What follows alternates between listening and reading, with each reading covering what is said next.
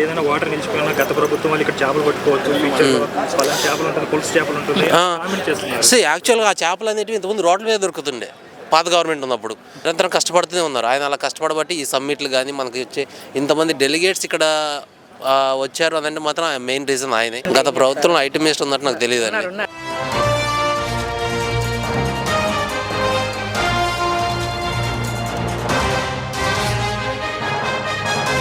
So చెప్పండి, ముందుగా CII partnership summit మీద మీ ఒపీనియన్ ఏంటి? అంటే కొంచెం మంచి ఎక్స్పెక్టేషన్ వచ్చాము. సో మన ఇన్స్టాలో వీటిలో నారా లోకేష్ గారు పెట్టిన పోస్టులు చూసి వచ్చాము. చూసిన దానికన్నా చాలా అంటే ఇంతకుముందు వచ్చినాక ఇప్పుడు చాలా బాగుంది. చాలామంది ఇన్వెస్టర్స్తో పరిచయాలు అయ్యాయి. So expecting more growth on our business. More than 70 countries నుంచి డెలిగేట్స్ వచ్చారు. నేషనల్ ఇంటర్నేషనల్ డెలిగేట్స్ అందరూ కలుపుకొని ఆల్మోస్ట్ ఒక 2500 మెంబర్స్ ఉన్నారు. So we can expect that. అంటే ఒక 8 లక్షల ఉద్యోగులు కూడా రాబోతున్నాయి. యువతకి ఇక్కడే వైజాగ్లోనే చేసుకోవచ్చని చెప్తుంది ప్రభుత్వం. అయితే ఇంకా మరిన్ని రాబోతున్నాయని చెప్తున్నారు వాళ్ళు. అయితే అది అనేది ఖచ్చితంగా మనం అంటే ఇప్పుడు ఇక్కడ జరిగే ఈ సమ్మిట్లో వచ్చేటటువంటి ఒక ప్రాస్పెక్ట్స్ని బట్టి మనం అది అంచనా వేసుకోవచ్చు. బట్ అది ఫ్రూట్ఫుల్గా జరిగిందా లేదా మనకి ఎండ్ ఆఫ్ ద డే తెలుస్తుంది. అట్లా గూగుల్ కూడా రాబోతుంది, ఆల్రెడీ కన్ఫర్మ్ అయింది. శంకుస్థాపన కూడా చేస్తామని చెప్తున్నారు వైజాగ్లోనే. ఏం చెప్తారా గూగుల్ గురించి? గూగుల్ డేటా సెంటర్ ఏది వచ్చినా కూడా మనకి ఏంటంటే ఉద్యోగ అవకాశాలు ఎక్కువ అవుతాయి. సో అలాంటి కంపెనీస్ అనేది రావడం అనేది మంచిది. ఎప్పుడైతే ఇలాంటివి వస్తాయో ఆల్రెడీ విశాఖపట్నం అనేది ఒక మనకి పోర్ట్ కానీ ఇవన్నీ ఒక మంచి పేరుంది. ఇలాంటి టాప్ ఎంఎన్సీ కంపెనీలు రావడం వల్ల ఇంకెక్కువ అది ఇంక్రీజ్ అవుతుంది.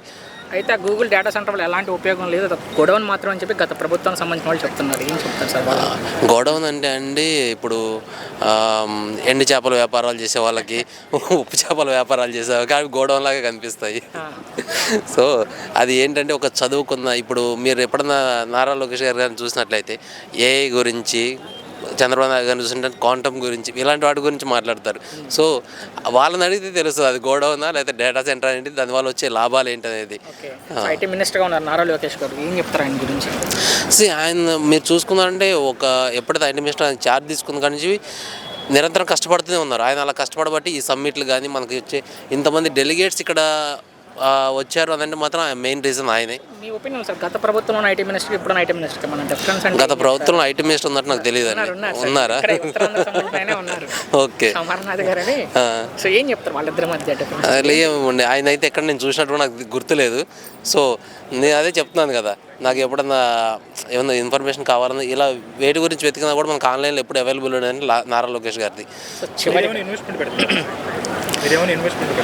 మనం యాక్చువల్లీ ఇక్కడికి వచ్చింది ఏంటంటే మన మెయిన్ పర్పస్ ఎప్పుడైతే నారా చంద్రబాబు నాయుడు గారు ఈ క్వాంటమ్ ఫిజిక్స్ వీటి గురించి మాట్లాడారో, సో మనం కూడా ఈ ఆర్టిఫిషియల్ ఇంటెలిజెన్స్, ఈ data science, cyber security, ethical hacking ఇట్లాంటి వాటి గురించి ఒక ఇన్స్టిట్యూట్స్ లాంటివి పెడదామని చెప్పేసి వచ్చాము. సో ఇక్కడైతే కొంచెం ఇదంతా ఆశాజనకంగా ఉంది, చూడాలి. అంటే కూటమి వచ్చిన 18 monthsలోనే ఇంత చేంజెస్ చూసారు మీరు, అసలు ఎలా అనిపిస్తుంది 18 monthsలో ఇలా జరుగుతుందని? ఆల్మోస్ట్ నేను ఆంధ్రానే, నేను హైదరాబాద్లో సెటిల్ అయ్యాను. నేను ఆంధ్ర రాక దగ్గర 5 years దాటిపోతుంది. సో ఇప్పుడు వచ్చానంటే మెయిన్ రీజన్ ఈ టీడీపీ గవర్నమెంట్ వల్లనే. సో ఇప్పుడు వచ్చి అది కూడా ఇన్వెస్ట్మెంట్ గురించి ఆలోచిస్తామంటే కొంచెం మాకు ఉంది. బట్ ఇదే గవర్నమెంట్ ఇంకో 10 years వరకు ఉంటే మేము కూడా కొంచెం సేఫ్గా ఆలోచించి పెట్టగలుగుతాం. అంటే గత 10 years నుంచి మన ఆంధ్రప్రదేశ్కి రాజధాని అనేది లేదు. గత ప్రభుత్వాలు 3 రాజధానులు ఎక్కడ ఒక రాజధాని తెలియదు. ఇప్పుడు అమరావతి కూడా డెవలప్మెంట్ కాబోతుంది, ఎలా అనిపిస్తుంది? ఇప్పుడు అమరావతి డెవలప్మెంట్ అవుతుంది. యాజ్ వెల్ యాజ్ ఇప్పుడు అందరూ వైజాగ్ చూస్తుంటే అమరావతి సైడ్ కూడా చూసారనుకోండి, ఇన్వెస్ట్మెంట్ అనేది ఈక్వల్గా ఆపర్చునిటీస్ అనేవి వస్తాయి. ఇప్పుడు చూసుకున్నారంటే మనం తెలంగాణ, హైదరాబాద్ తప్ప వేరే మాట మాట్లాడలేము.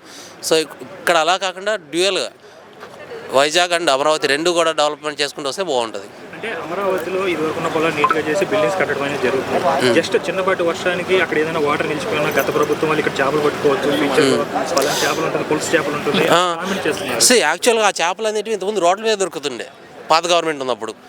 ఆ రోడ్ల మీద గుంతల్లో దొరికాయి. సో పాపం ఇప్పుడు ఆ రోడ్లన్నీ మూసుకుపోయేసరికి వాళ్ళు చేపలు పట్టుకోవడానికి అమరావతి వెళ్తున్నారు. అది వాళ్ళ తప్పేం కాదు, మంది. సో మొత్తానికి మీరు కూటమి హ్యాపీనెస్? చాలా హ్యాపీగా ఉన్నాను.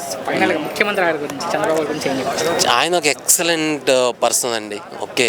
సో అది మనం ఏంటంటే ఒక మనిషి గురించి చెప్పాలనంటే గాల్లో మాట్లాడవసరం లేదు. ఒక హైటెక్ సిటీ హైదరాబాద్ చూసుకుంటే చాలు, ఎంతోమంది ఆంధ్ర నుంచి నాలాగా వెళ్ళి అక్కడ జాబ్ చేసుకుంటే సెటిల్ అయిన వాళ్ళు ఉన్నారు. ఇప్పుడు ఆ జాబ్స్ పర్పస్ మీద మళ్ళీ మేము రిటర్న్ వచ్చి ఇక్కడ ఇన్వెస్ట్మెంట్ గురించి ఆలోచిస్తామంటే credit goes to Chandrababu Naidu అండి.